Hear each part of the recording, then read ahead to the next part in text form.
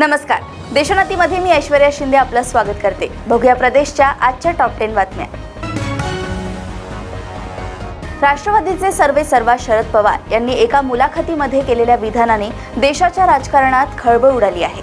निवडणुकीनंतर प्रादेशिक पक्ष काँग्रेसच्या जवळ येतील किंवा काही काँग्रेसमध्ये विलीनही होतील असे शरद पवार यांनी म्हटलं होतं. त्यामुळे शरद पवार आणि उद्धव ठाकरेंचा पक्ष काँग्रेसमध्ये विलीन होणार अशी चर्चा राजकीय वर्तुळात सुरू झाली होती. शरद पवार यांच्या या वक्तव्यावर पंतप्रधान नरेंद्र मोदी यांनी मोठं विधान केलंय. मोदींनी उद्धव ठाकरे आणि शरद पवार यांना अजित पवार आणि एकनाथ शिंदेंसोबत येण्याची ऑफर दिली आहे.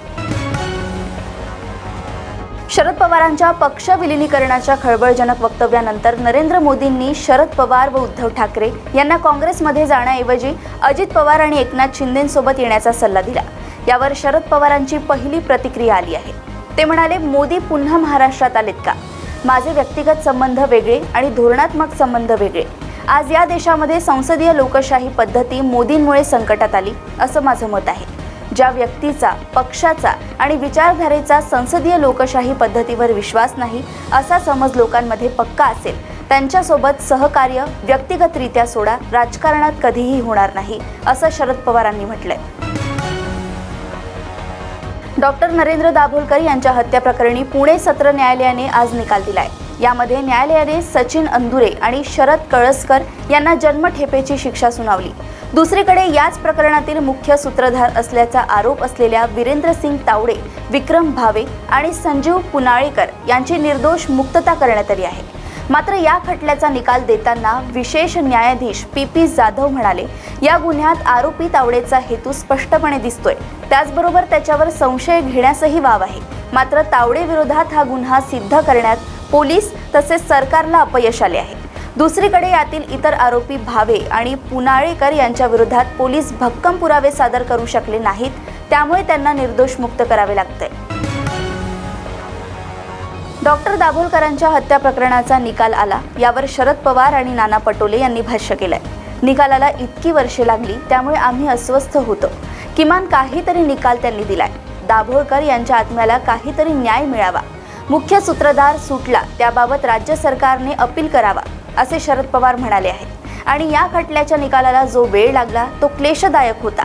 ज्या 2 आरोपींना साक्षीदारांनी पाहिले होते त्यांना शिक्षा झाली, मात्र मुख्य सूत्रधार तायडेंची मुक्तता झाली. ही समाजाला लागलेली कीड आहे. शाहू फुले आंबेडकर विचारांना खून करण्याचा प्रयत्न केलाय. त्यांनाही शिक्षा झाली पाहिजे असं नाना पटोले म्हणाले आहेत. राष्ट्रवादी काँग्रेस शरदचंद्र पवार पक्षाचे नेते आणि शिरूरमधील महाविकास आघाडीचे उमेदवार अमोल कोल्हे हे मुख्यत्वे अभिनेते आहेत. मात्र राजकारणात आल्यानंतर, खासदार झाल्यानंतर त्यांच्यावर अभिनयाचा संदर्भ देत टीका करण्यात आली. मात्र आता अभिनय क्षेत्रासाठी ब्रेक घ्यावा लागला तरी माझी काहीच हरकत नाही. काही दिवसांसाठी नाही तर 5 वर्षांसाठी अभिनय क्षेत्रातून ब्रेक घेईल. माझी शिरूरच्या जनतेसाठी ही कमिटमेंट आहे असे म्हणत अमोल कोल्हे यांनी पुन्हा खासदार झाल्यास आपण 5 वर्षांसाठी अभिनय क्षेत्राला रामराम करत असल्याचे स्पष्ट शब्दात सांगितले आहे.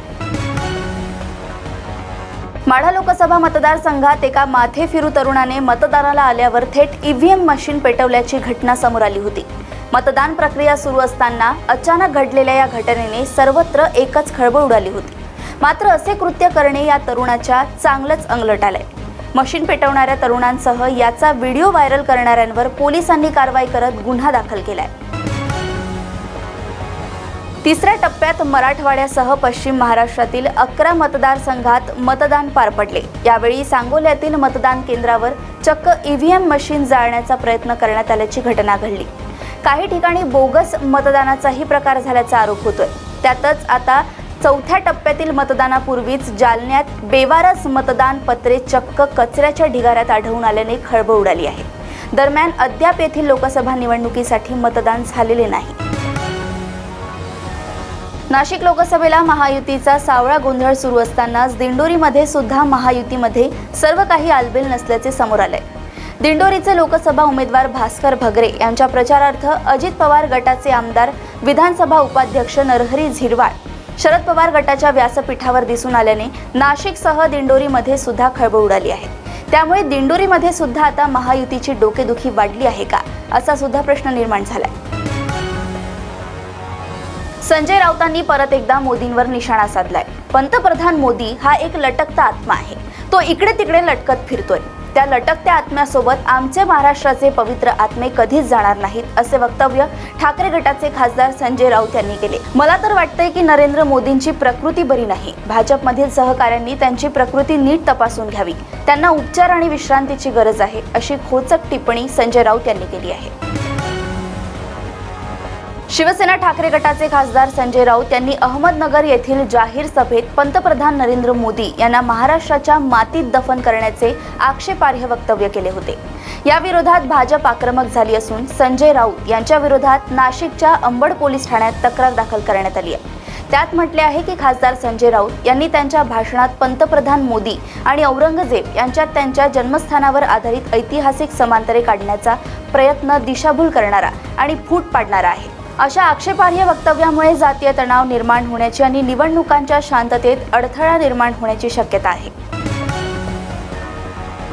प्रदेशातील अशाच टॉप 10 बातम्या जाणून घेण्यासाठी बघत रहा देशोन्नती। आणि अजूनही तुम्ही आमच्या चॅनलला लाईक आणि सबस्क्राईब केले नसेल तर लगेच लाईक आणि सबस्क्राईब करा आणि बघत रहा देशोन्नती। नमस्कार। ठळक घडामोडींसाठी देशोन्नती न्यूज चॅनलला सबस्क्राईब करा आणि बेल आयकॉन प्रेस करा।